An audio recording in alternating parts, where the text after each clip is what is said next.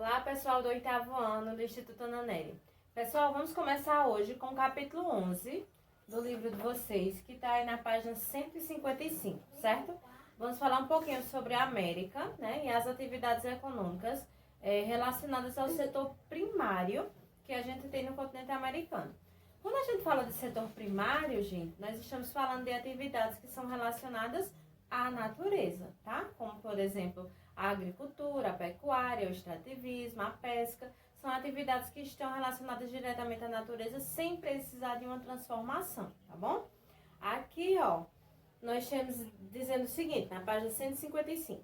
No capítulo anterior, foram abordados pontos de vista sobre a formação e a estrutura dos povos que passaram a compor o quadro demográfico do continente americano. Depois da chegada dos europeus, tais como origem, formas de ocupação, distribuição e crescimento populacional.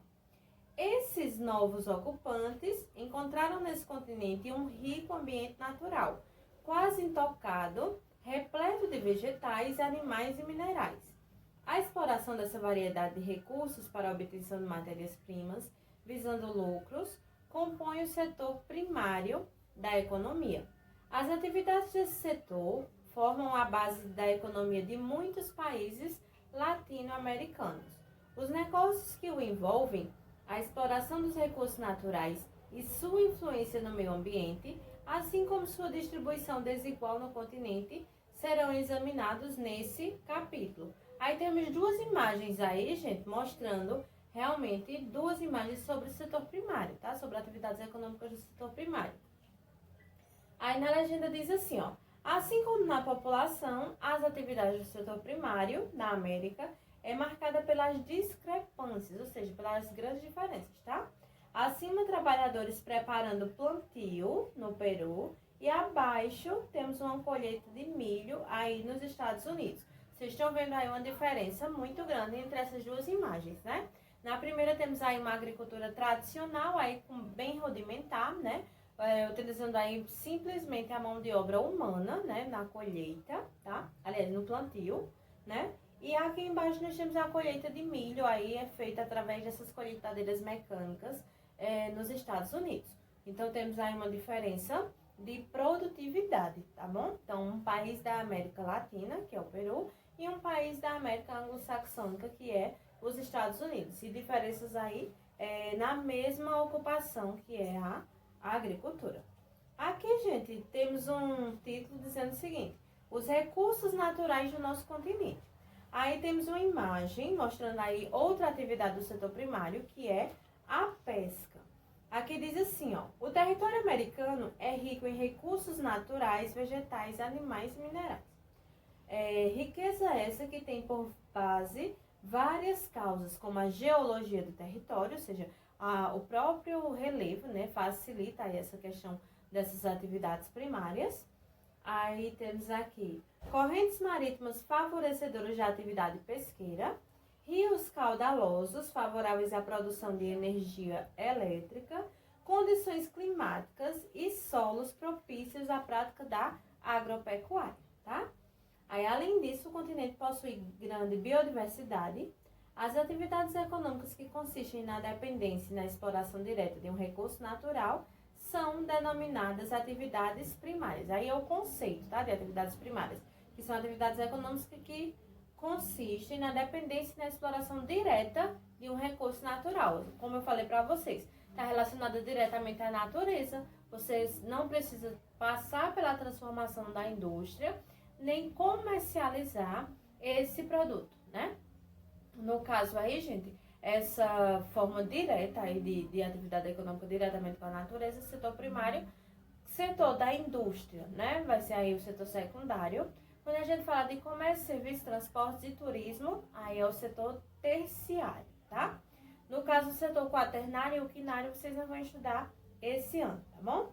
Aí aqui temos, ó, as mais importantes são a mineração, a agricultura, a pecuária, a exploração florestal e a pesca. Que no caso nós temos essa imagem aí mostrando a pesca, né? E na legenda diz assim, ó: o setor primário envolve as atividades econômicas que realizam a exploração direta de algum recurso natural, como a pesca. Geralmente se desenvolve onde há disponibilidade desses recursos. Aí na foto nós temos aí a pesca do salmão, tá? Aí, ó, página 156, temos aí uma imagem sobre usinas hidrelétricas, né? Aí aqui diz assim, ó, que no caso, como a gente estava falando, algumas coisas que facilitam aí essas atividades aqui no nosso continente. O relevo, né? Os rios caudalosos, né? E também o relevo ajuda aí nessa obtenção de energia. Então, essa usina hidrelétrica aí que a gente tem nessa imagem, na legenda diz assim, ó. No mundo todo, as usinas hidrelétricas produziram 16% da eletricidade consumida em 2011. As usinas hidrelétricas utilizam a força contida na correnteza das águas, convertendo-as em eletricidade através de uma mecânica elementar. Aí, continuando aqui a leitura do parágrafo, diz assim: a organização dessas atividades primárias está relacionada não somente à presença dos recursos naturais em cada país, mas também à sua história e à sua organização social e política, tá? Aqui, ó, como a principal característica desse continente é a diversidade, como a gente já estudou em outros capítulos, gente, é a diversidade do nosso continente, né, do continente americano. Pegando aí a América do Norte, Central e do Sul, nós temos uma diversidade muito grande climática, né, uma diversidade muito grande aí de relevo, também uma diversidade muito grande de vegetação. A fauna e a flora são riquíssimas, então nós temos uma diversidade muito grande no nosso continente. Aí aqui continua dizendo o seguinte, ó. Como a principal característica desse continente é a diversidade, nesse campo também não se foge à regra.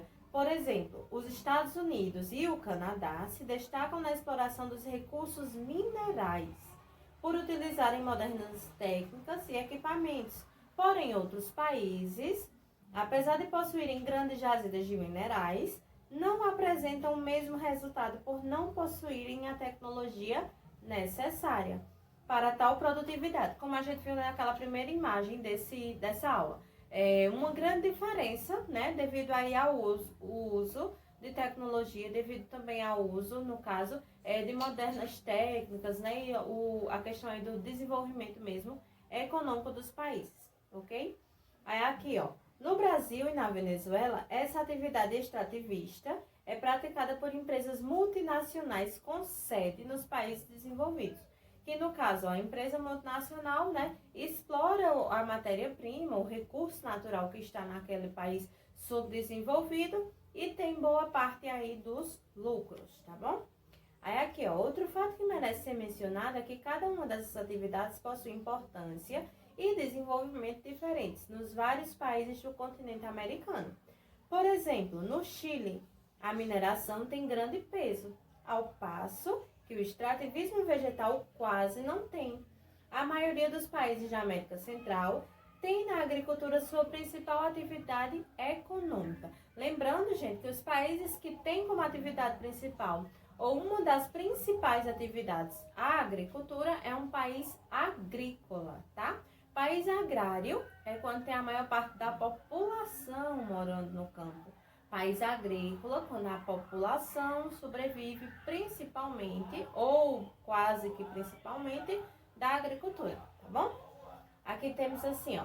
E por sua vez, as atividades agrícolas realizadas nesses países,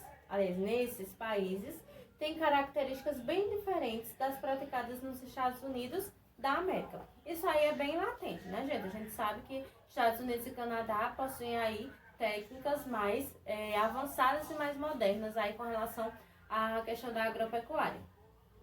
Aqui, ó, na página 156, vamos falar um pouquinho sobre a riqueza mineral da Amazônia. Lembrando, gente, que a riqueza mineral que nós temos aqui no Brasil é principalmente devido à questão da estrutura geológica, né? Como nós temos aí uma predominância de planaltos, uma predominância aí de estrutura geológica formada por escudos cristalinos, a gente possui muitas reservas minerais, tá bom? Principalmente aí o ferro, o ouro, né, a bauxita, que são minerais encontrados aqui no nosso país. Aqui diz assim, ó, a existência de muitas jazidas minerais na Amazônia atrai garimpeiros e mineradores em busca das riquezas que existem na região. No Pará, projetos como o Grande Carajás, localizado entre os rios Tocantins, Araguaia e Xingu, extrai milhões de toneladas de minério de ferro por ano. Há, no entanto, problemas gerados por essa exploração mineral, que podem destruir a mata e contaminar os rios, ameaçando a existência de várias espécies animais e vegetais da floresta. Nesse caso, gente, nós temos aí diversas, jazidas minerais aqui, no caso, no nosso país. Uma delas é a jazida mineral que a gente tem aí na Serra dos Carajás, na região norte, e outra é a questão do quadrilátero ferrífero em Minas Gerais, tá?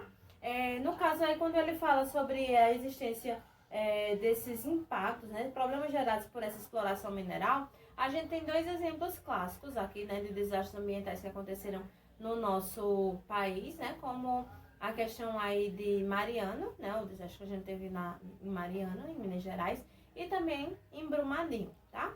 Aqui, ó, nós temos uma imagem sobre essa questão da mineração e na legenda diz assim: embora importante para a economia do país, a mineração provoca danos ambientais graves se feita de forma inadequada. Acidentes ambientais registram danos causados ao meio ambiente, como a contaminação das águas superficiais subterrâneas, que pode ser evitada com a criação de barragens. No entanto, por exigir investimentos altos, nem sempre são feitas, ok? Aí agora a gente vai falar um pouquinho sobre a exploração florestal. Aqui diz assim: no continente americano, há grandes áreas florestais, principalmente nas zonas quentes e frias, onde a umidade é suficiente para o crescimento das árvores.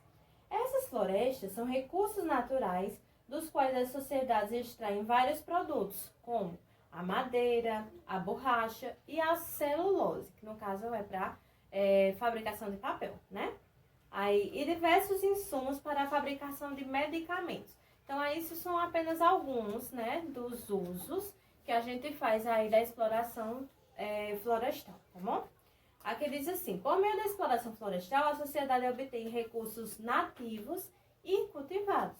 Em alguns casos, os produtores recorrem ao desmatamento, isto é, a derrubada das árvores para a utilização do solo em outras atividades, como na agricultura e na pecuária.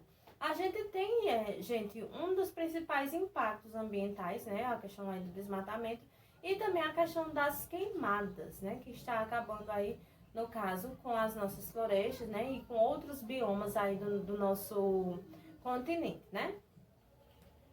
Aqui diz assim, ó: no continente americano, uma porcentagem importante da superfície das florestas, que cobre parte do território brasileiro, é desmatada para o uso da agricultura.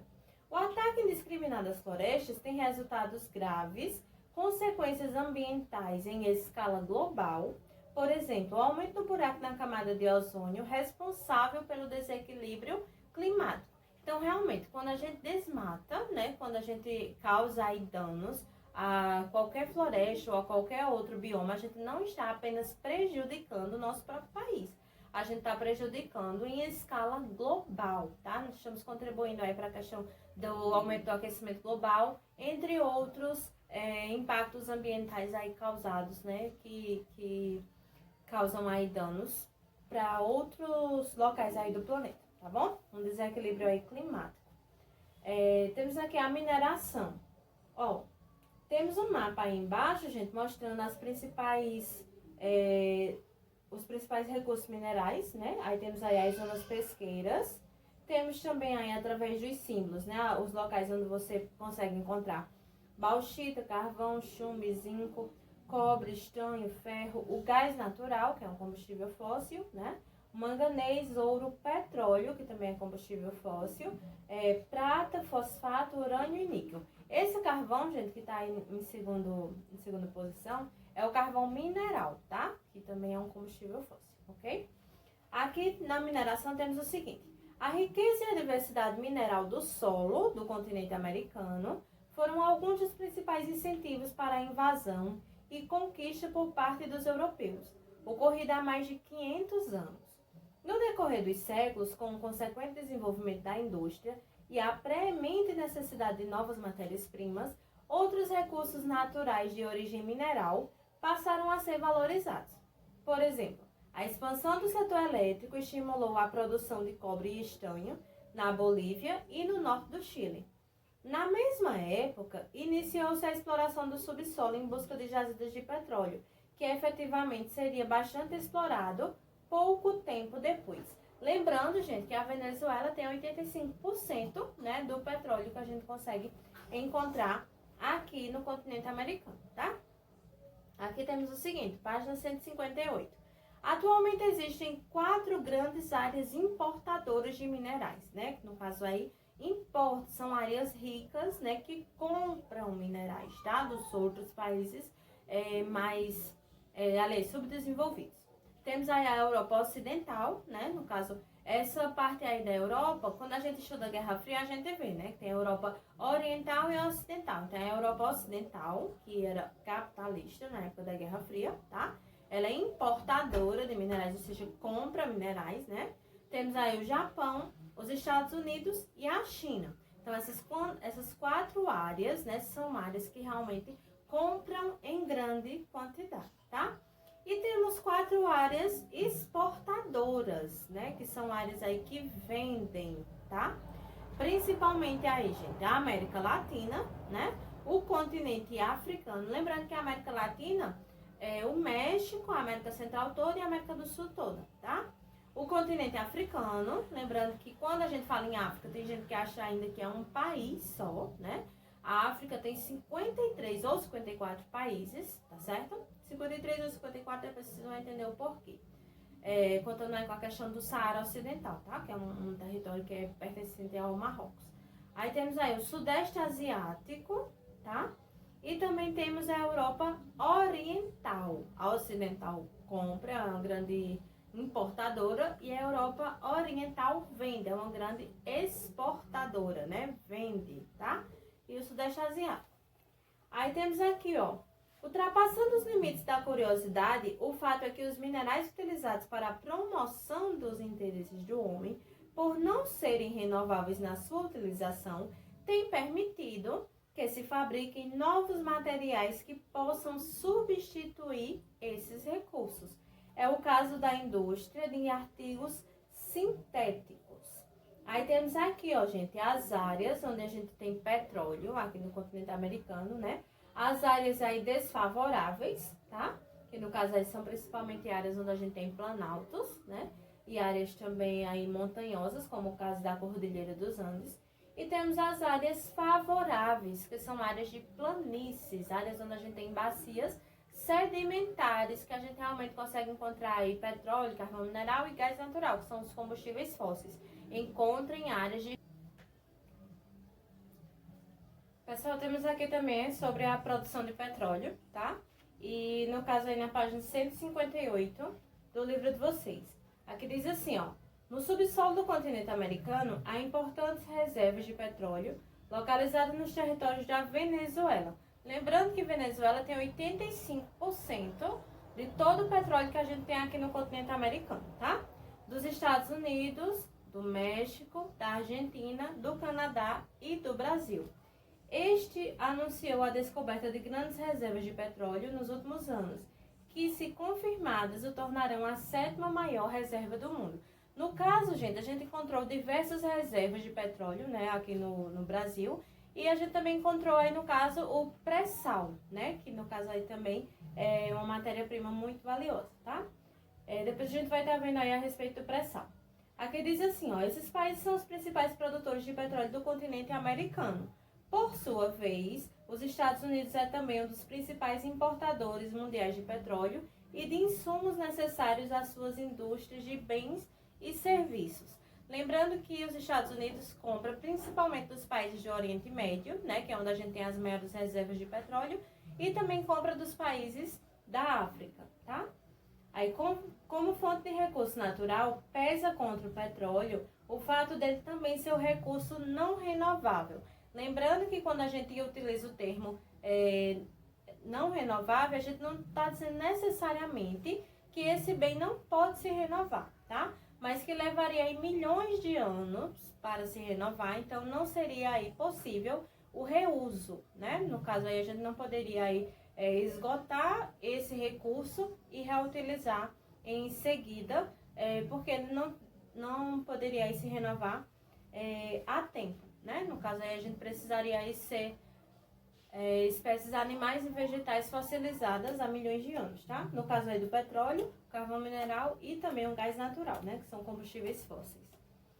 Aí aqui diz assim, isso é motivo de séria preocupação tanto por parte dos países que possuem grandes reservas, como daqueles que só o consomem. Frente a essa certeza de que as reservas petrolíferas se esgotarão nas próximas décadas, diversos setores da comunidade internacional têm investido na busca de alternativas para se manterem na concorrência do mercado mundial. Lembrando que a gente utiliza o petróleo, né, para diversos fins, né? Não somente para uso de combustível, né, mas também aí para tintas, para fazer plástico, para fazer asfalto, indústrias também aí têxteis, né, indústria de cosméticos, a gente também utiliza aí o petróleo, tá? Então, há diversos derivados aí desse bem. Aqui diz assim, ainda diante dessa possibilidade, há por outro lado uma busca frenética por novas reservas. Paralelamente, inúmeras pesquisas são incentivadas a fim de tornar mais eficiente o consumo do petróleo. Por exemplo, a revolução no design dos automóveis projetados para gastar menos combustível. Como a gente consegue observar, né, que recentemente quase todos os carros estão saindo no sistema flex, né, para utilizar tanto gasolina como também o etanol, tá? Justamente para a gente tentar diminuir aí o uso do petróleo e também para utilizar aí novas fontes alternativas. Aqui, gente, nós temos um mapa, né, mostrando aí a área onde foi encontrada a camada de pré-sal, né, aqui no Brasil, e diz assim, a camada pré-sal, que ocupa mais de 800 quilômetros de extensão, que vai desde o Espírito Santo até Santa Catarina, e tem em torno de 7 trilhões de dólares em barris a serem explorados. Sofreu um duro golpe das petrolíferas internacionais. Em 28 de fevereiro de 2016, o Congresso Nacional Brasileiro votou a perda da exclusividade da Petrobras na exploração da área, que no caso aí ficou na mão de algumas petrolíferas internacionais, tá? Aqui diz assim, ó, continuando a leitura. Bem como a a promoção do desenvolvimento de novas fontes de energia alternativas dos hidrocarbonetos fósseis, como é a questão também da biomassa, né, que é utilizada aí, produzido, na verdade, a partir da mamona, do amendoim, de plantas oleaginosas, né, do girassol, da canola. Então, é utilizada aí o biocombustível, né, alternativa, né, a essa questão aí do petróleo, tá? Temos aí um texto complementar falando sobre o petróleo do xisto nos Estados Unidos, depois vocês fazem a leitura. E aqui embaixo nós temos a última atividade do setor primário que a gente vai estudar nessa aula de hoje. E temos aí a questão do setor pesqueiro. Aqui diz assim, ó, a atividade pesqueira possui uma grande importância para os países americanos. Trata-se de um recurso natural renovável, que tem merecido a devida atenção por parte dos governos desses países quanto à necessidade de equilibrar o volume e a frequência das capturas e o tempo que as diferentes espécies precisam para se reproduzir. Isso porque, gente, por muito tempo, as pessoas realmente acreditavam que as espécies marinhas eram uma fonte inesgotável, né? E isso tem feito com que muitas espécies marinhas comecem a ser extinguidas. Então, para evitar essa extinção, os governos de cada país têm uma política pública diferente para cuidar desse setor pesqueiro, né? E algumas medidas são tomadas, como por exemplo aí a questão de não poder pescar na época de reprodução dos peixes, né? Não poder pescar em determinadas épocas do ano, onde a questão aí dos peixes continua sendo extinguido, né? Então, áreas onde há processo de extinção de espécies também é proibida a pesca. Há outras áreas que é permitida apenas a pesca esportiva, né? Que você pesca e depois você devolve ao mar, né? E há também aí, no caso, outro grande problema, que é a questão aí da poluição, né? A gente sabe que milhões de toneladas de lixo, né? Principalmente o plástico, está sendo colocado aí no fundo dos oceanos, né? Então, aí, a necessidade realmente de várias campanhas de conscientização, que principalmente as ONGs fazem, para que as pessoas não joguem lixo na areia da praia, não joguem lixo também no mar e não joguem lixo nos rios, né? Para que a gente evite aí também a morte de muitos animais marinhos devido a essa questão da poluição, tá certo? Aqui diz assim, ó: para tanto foram criados organismos reguladores que buscam evitar a superexploração desse recurso através de leis que determinam a quantidade de peixes que podem ser pescados, que a gente chama de cotas de captura, tá? Aí, que espécies não é permitido pescar durante o período de defeso, que é o período de reprodução, e especificam o tamanho mínimo das redes, para que os peixes menores possam escapar e seguir no seu desenvolvimento. Aí nós temos uma imagem, né, mostrando aí um barco pesqueiro, e na legenda diz assim, ó: um dia os oceanos já foram considerados uma fonte inesgotável de alimento. Hoje, porém, encontram-se em uma situação bastante preocupante. Estudos indicam que nos últimos 50 anos, a pesca industrial reduziu em 90% a população dos grandes peixes oceânicos, que devido ao seu grande valor comercial são perseguidos sem descanso pelos barcos pesqueiros. Na foto, navio pesqueiro depois de mais um dia de trabalho. Aí aqui, continuando a leitura, temos aí: a realidade é que todas essas medidas são tomadas frente a uma grande dificuldade de controle, pois devido principalmente à extensa costa marítima de cada país, cada um com cerca de 200 milhas desde a costa. É bastante difícil controlar quem, o que e o quanto pescam. No caso, gente, a gente tem aí para cada país, né, mais ou menos uma área de 200 milhas, né, varia também de país para país, mas mais ou menos uma área de 200 milhas que pertence, né, ou seja, está sob o controle daquele país. Aqui no Brasil, a gente realmente chama essa área, né, marítima que pertence à costa brasileira, a gente chama de Amazônia Azul, tá? Que no caso aí a gente tem 12 milhas para a questão da livre circulação, né, de barcos e tudo mais, e a gente tem mais outra quantidade de milhas que gera aí, no caso, despesas, né, do governo brasileiro para realmente ter um controle dessa costa marinha, tanto para proteção mesmo das nossas fronteiras, né, como também aí para a questão de controle de pesca, tá certo? Aí aqui, ó, temos o seguinte: como ocorre... Não, aliás, aqui em cima. Por outro lado, a pesca predatória, a poluição, contaminação de rios e mares são responsáveis pela extinção de grande quantidade de espécies marítimas e fluviais do continente americano. É interessante ressaltar que os estoques de peixes menores estão também perigosamente ameaçados, pois pesquisas afirmam que pelo menos um terço das 25 mil espécies marinhas conhecidas já estão ameaçadas de extinção.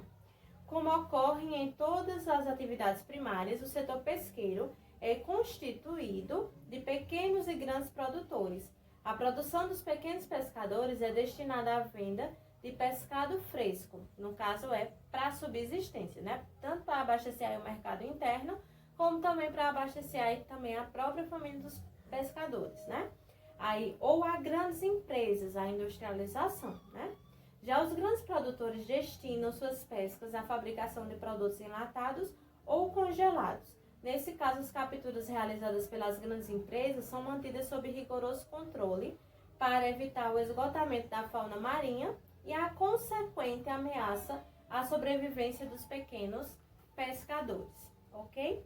Então, pessoal, na próxima aula a gente vai falar um pouquinho sobre a agropecuária no continente americano, né? E vamos dar continuidade a esse assunto aí de atividades econômicas da América, tá? Bons estudos e até mais!